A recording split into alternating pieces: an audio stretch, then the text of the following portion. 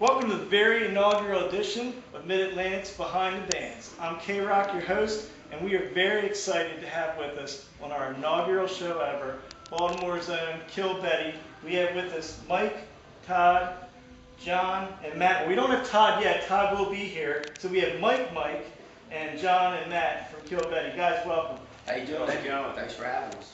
I'd like to start off if you guys can just give us a little bit of history of Kill Betty. Who are you guys? How'd you form? Where'd you come from? Actually, John and Matt and myself were in a band together many moons ago, and we all stopped playing because we were kind of burnt out on the music thing after a lot of years of doing it, road work, a lot of different things. We stopped, and I actually made the mistake of buying an acoustic guitar and wrote like 3 songs and didn't know if they were any good, and called John. Now, mind you, we don't play any of those songs, but he's like, okay, now we need a guitar player and a drummer, and that's kind of it. It just came out of a phone call. I knew his bass had 6 inches of dust on it, and I knew it needed to be knocked off. I think we were like itchy, scratchy, and we didn't realize it was like, you know what, we need to start playing it. It took a few months to convince Matt.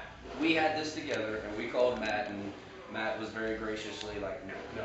And then John went in to spend more of his life savings. And here, I'll buy 3 basses. Right. I was obligated.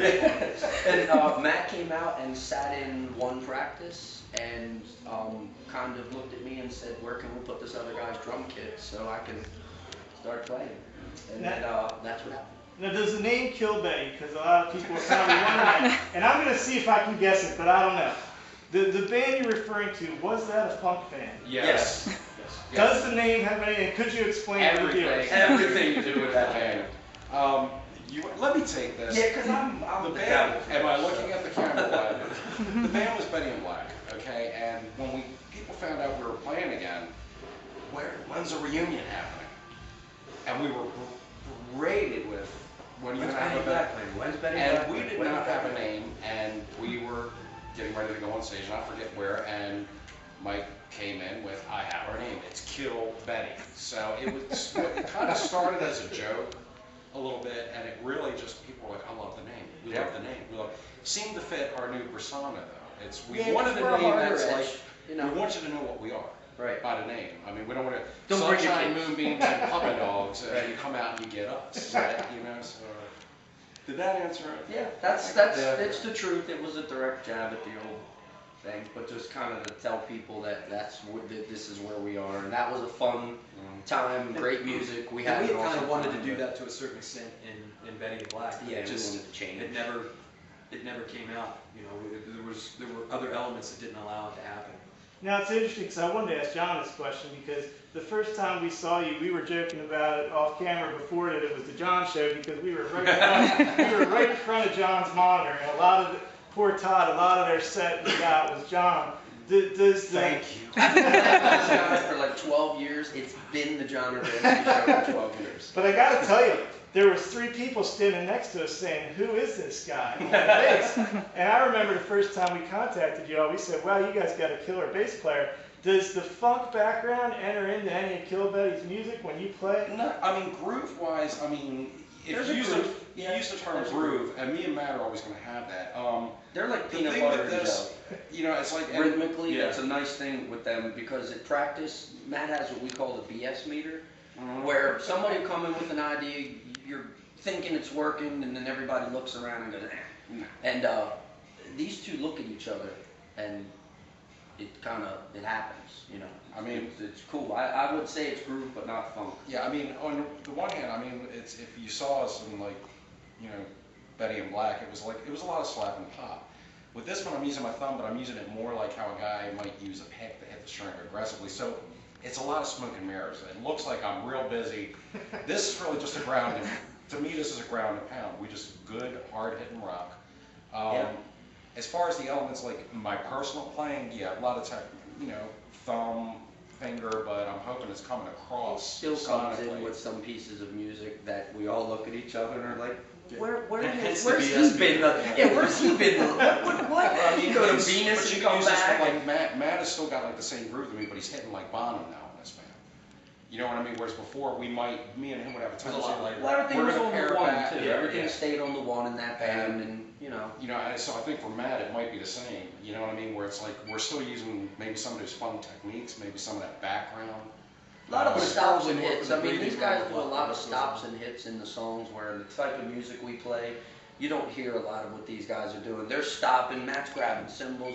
John, you know, I mean, there's a lot going on inside of that song that you don't really see in a band that just gets up and plays 2 minute and 2 minute and 30 second songs, you know? Yeah, now guys, if you haven't heard Kill Betty, you're not going to hear funk when you hear him. This is a hard rocking band.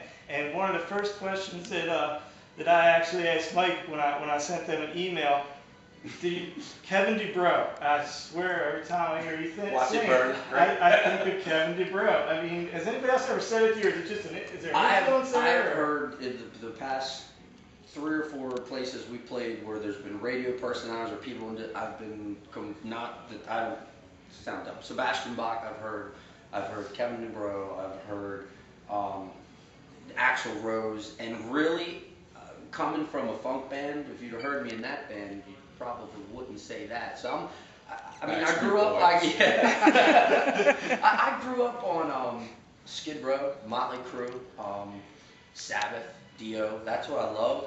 If it comes out that way, probably, yeah, because that's what I listen to. You know, that's what I grew up on. So I take it as a compliment, honestly, because you know, they did it. It's intended They one. did it I think well. he was one of the great, if you want to use the term hair metal bands at the time. Completely, yeah. Boy, he was one of the great ones. Yep. Absolutely. Talk about, so you were mentioning earlier, the songwriting process. How's it come together? How do you guys develop a song? Because you said you two have the eye contact thing. I'm going to tell you the truth. It's like somebody kind of comes in, and I'm going to use the term like a soccer ball. Here's an idea, kick it in the room, and it's kind of like if somebody doesn't kick it out of the room, you know, that's really it. I mean, there might be ideas that are more formed, but everybody's got to get their hands on it. If the vocal singer doesn't work, it's gone. Doesn't have a chorus. quick. Exactly. If they don't have a chorus in 30 seconds, I'm usually done with it. Yeah, and I mean, it's really, you've got the benefit here of like, we've actually worked together, we've written together before. A lot. So, and I mean, if Matt goes like, hey, let's try a chorus in like E, and we can actually articulate that and go, oh, okay. You know, where drummers I've worked with in the past didn't write, thought they wrote, and it was like, no, dude, that's a beat. This is like, I mean, you've got 4 complete writers in here. And Complete, and there's no, for instance, John can come in with an idea, and we can work on it and go, hey man, it's not working, and nobody is, let's put the monks writing that so much. There's not a whole heck of a lot of, it's not brain surgery. When you What walk we do in the is very practice innate room, yes. and natural. Yep, and you leave your ego outside the door.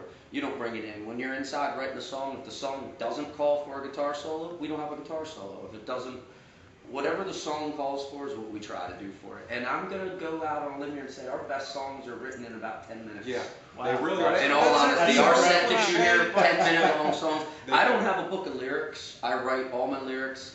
Here, boom, we go. They're in the song. I mean, obviously, this is like, we're not reinventing the wheel with this. Right. Okay, It's we're really rock. just trying to like some good the stuff we grew up on, some good hard rock.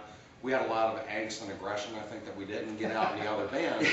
And, you know, I think for all of us, it was like, God, let's just spread our wings a little bit. And we came out very aggressive. We didn't think we were as aggressive as what people were Yeah, I don't telling think us. we knew this. Yeah, I may have And a few to people us, this is say, just you guys are kind of heavy, you're hitting hard, and we're like, Yeah. really? And then I think we watched the video Yeah. somebody had taken, and we all stepped back. Yeah, and we went, take it "Oh, whoa. we are a little harder than we You think come we out are." really hard. I mean, it caught us right away. You caught our attention immediately when we saw you.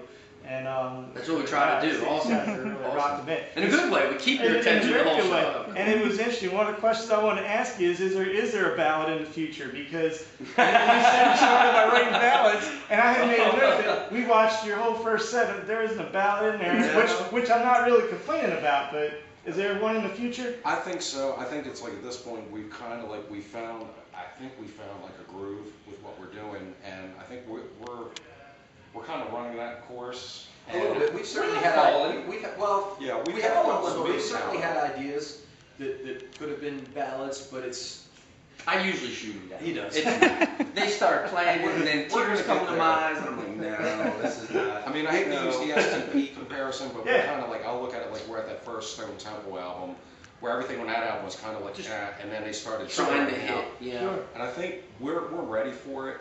We'll get there. It sounds like we need one. If you're asking, Not necessarily. See something we're missing here. Here's the thing I want folks to understand. I'm telling you, I wrote this in the interview or the review I wrote. It's the best $5 you could spend on iTunes right now. If you go out and get Kill Betty's album, $5 on iTunes. There are 5 kicking songs. Now, the last question I want to ask you guys is, so what's next? When we saw your set, there was 8, 9, 10 songs in there, and I started thinking there's a lot more really good songs on here. Where's the next album? So where are we? Well, it's funny the way we work. We come up with these great ideas of like, hey, we're gonna take 2 months off, and we're gonna write, and we take 2 weeks off, and we write a song, and then we play 5 shows. And we forget the last 2 songs we wrote. So we come back to them. I would venture to say, right now we're working. We need to get some of our merch. We're working on T-shirts, getting things like, because we get. When are you going to record again? When are you going to have T-shirts? When are you going to have CDs? Because we've only been together for 9 months. plus, right. That's a good sign that we got folks asking for merch and T-shirts. And I saw a post out there of a pretty good looking one on the web the other day. Oh yeah, that's probably going to be the T-shirt. A guy, if I can get him to plug, David Baker did our logo. We gave him a bunch of what we thought we wanted, and the man came back with. It was just amazing what he came up with. Well, folks, I can't begin to thank Kill Betty enough for being our initial interview here on our new series. We hope it comes out well for all of you. We're going to head back from backstage and go out and watch the show here in a few minutes. So we wish you guys the best of luck, and thanks for appearing on Mid-Atlantic Rock Reviews Behind the Banner. Betty here is, Todd Zeller has decided to make one. Hey! Something there. Apparently, I'm glad I made it. Mother Nature seems to have gotten in the way of the inaugural show, but now you know what a real rock star does before live interviews. It's tough. It's a tough job. Somebody's got to do this stuff.